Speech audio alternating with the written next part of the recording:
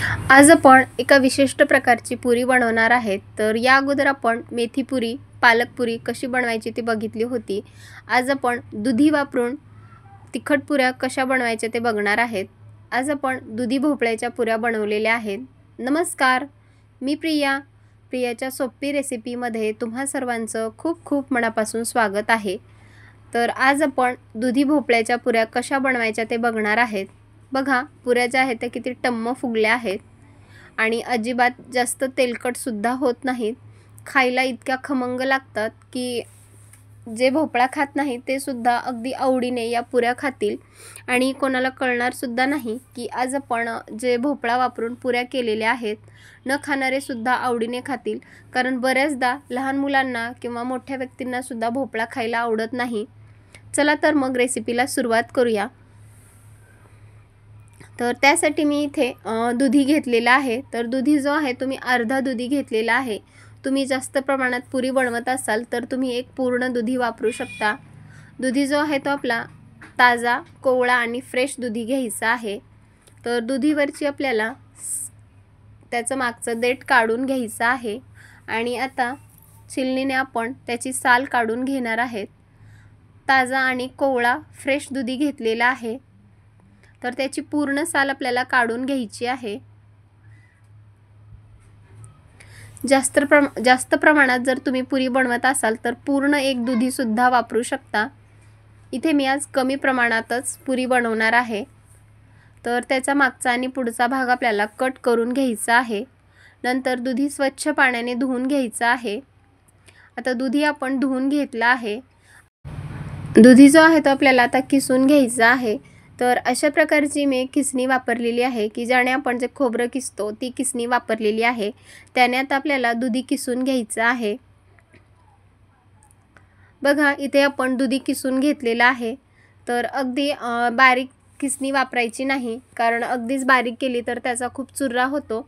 म्हणून अगदी जाडसर किसणी वापरून आपण इथं किस करून घेतलेला आहे। आता यामध्ये आपण मसाला ॲड करणार आहेत।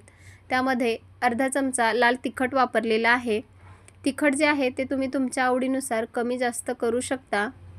चवीनुसार मीठ टाकायचं आहे। 1 चमचा ओवा टाकून घेणार आहेत। ओव्यामुळे पुरीला खूप छान अशी टेस्ट येते।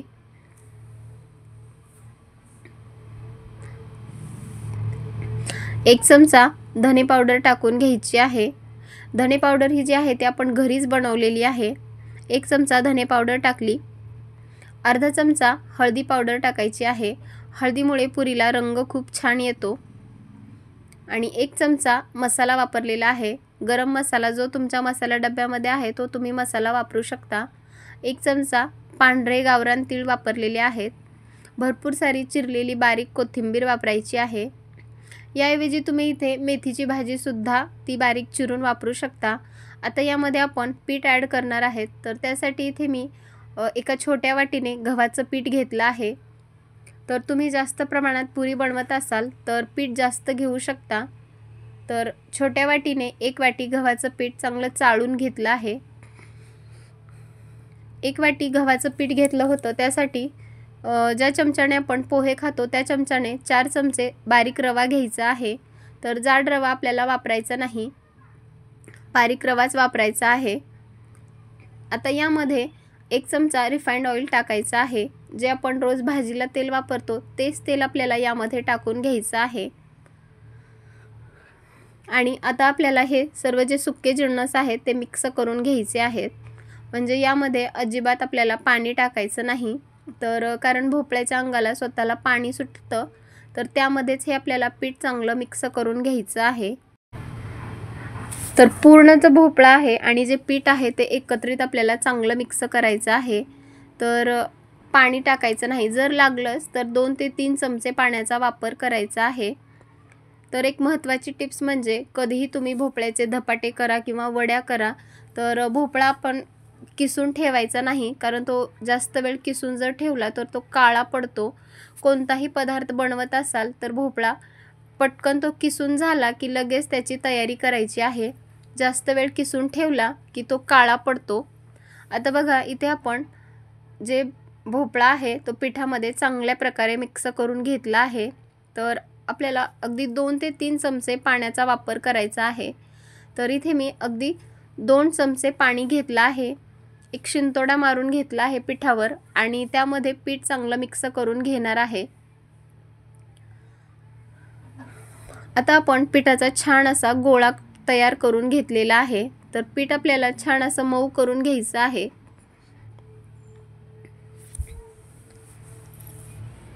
आता पीठ आपलं छान असं मळून झालेलं आहे। तर एक 10 मिनिट आपण रेस्टसाठी ठेवणार आहेत आणि 10 मिनिटानंतर पुऱ्या बनवण्यासाठी घेणार आहेत। 10 मिनिट झालेले आहेत, पीठ सुद्धा आपलं छान असं रेस्ट झालेलं आहे। तर परत एकदा आपण हाताने त्याला मऊ करून घेणार आहेत। आता आपण लगेच पुरी बनवण्यासाठी घेणार आहेत। तर पिठाचे आपण छोटे गोळे करून घेणार आहेत। अगदी छोटं लिंबाच्या आकारा एवढा आपल्याला बॉल करून घ्यायचा आहे। तर एक बॉल मी बनवून घेतलेला आहे। अशाच प्रकारे आपण दुसरे सुद्धा बॉल करून घेणार आहेत। जर तुम्हाला एक मोठी पोळी लाटून त्याच्या वाटीच्या आकाराने पुऱ्या बनवायच्या असतील तर तुम्ही तशा सुद्धा पुऱ्या बनवू शकता। जी पद्धत तुम्हाला सोपी वाटते तशा पुऱ्या तुम्ही बनवून घेऊ शकता। तर इथे मी 2 ते 3 गोळे बनवून घेतलेले आहेत। आता लगेच आपण पुरी लाटून घेणार आहेत। तर पोळीपाट घेतलेला आहे, त्याला थोडंसं तेल लावून घ्यायचं आहे। पोळीपाटाला आणि बेलण्याला तेल थोडंसं लावून घ्यायचं आहे आणि पुरी लाटून घ्यायची आहे। तर पुरी आपल्याला जास्त पातळ लाटायची नाही, थोडी जाडसरच पुरी ठेवायची आहे। तर तेलाऐवजी तुम्ही थोडंसं कोरडं पीठ लावून सुद्धा पुरी लाटू शकता। आपली पुरी इथे लाटून तयार झालेली आहे। तर दिसायला तर खूपच मस्त दिसत आहे। एक पुरी आपण लाटून घेतलेली आहे। अशाच प्रकारे आपण दुसऱ्या सुद्धा पुऱ्या करून घेणार आहेत। तर ही सुद्धा पुरी लाटत असताना अगदी थोडंसं तेल लावून घ्यायचं आहे आणि पुरी हलक्या हाताने आपल्याला लाटून घ्यायची आहे। तर ही सुद्धा पुरी आपण लाटून झालेली आहे। आता गॅसवरती कढईमध्ये तेल गरम करण्यासाठी ठेवलं आहे।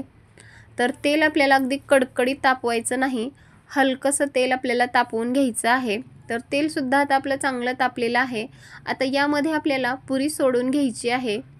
बघा, तेल सुद्धा छान असं तापलेलं आहे। आता पुरी तळून वर आलेली आहे।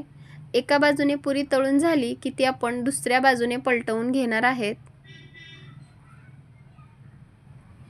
तर दोन्ही बाजूने अगदी छान असा रंग येईपर्यंत, सोनेरी रंग येईपर्यंत आपल्याला ही पुरी तळून घ्यायची आहे। दोन्ही बाजूने आपली पुरी छान अशी तळून झालेली आहे।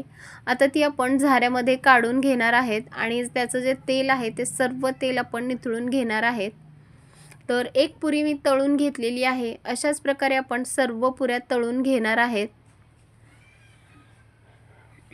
तर इथे बघा, आपल्या सर्व पुऱ्या तळून तयार झालेल्या आहेत। दिसायला तर खूपच मस्त दिसत आहेत। तर अगदी या पुऱ्या तुम्ही चहा बरोबर किंवा सॉस बरोबर सुद्धा खाऊ शकता किंवा नुसत्या सुद्धा खाऊ शकता, कारण या तिखट पुऱ्या केलेल्या आहेत। खायला खूपच खमंग लागतात, टेस्टी लागतात। तर आणि कोणाला कळणार सुद्धा नाही की या ज्या पुऱ्या आहेत त्या आपण दुधी भोपळा वापरून बनवलेल्या आहेत।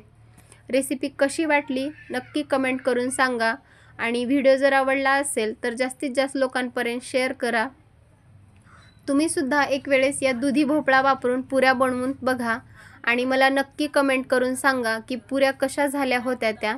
या अगोदर आपण दुधीचे धपाटे कसे बनवायचे ते बघितले होते। तर आज आपण दुधीच्या पुऱ्या कशा बनवल्या भरपूर साऱ्या टिप्ससह ही रेसिपी शेअर केली तुमच्यासोबत। तर खरंच तुम्हाला माझी रेसिपी जर आवडली असेल तर माझ्या चॅनलला प्लीज लाईक आणि सबस्क्राईब करा आणि व्हिडिओ जर आवडला असेल तर जास्तीत जास्त लोकांपर्यंत शेअर करा। चला तर मग पुन्हा भेटूयात अशाच एका खमंग रेसिपीसोबत। तोपर्यंत धन्यवाद आणि मस्त रहा, स्वस्त रहा आणि सगळ्यात महत्त्वाचं म्हणजे चांगलं चांगलं खात रहा।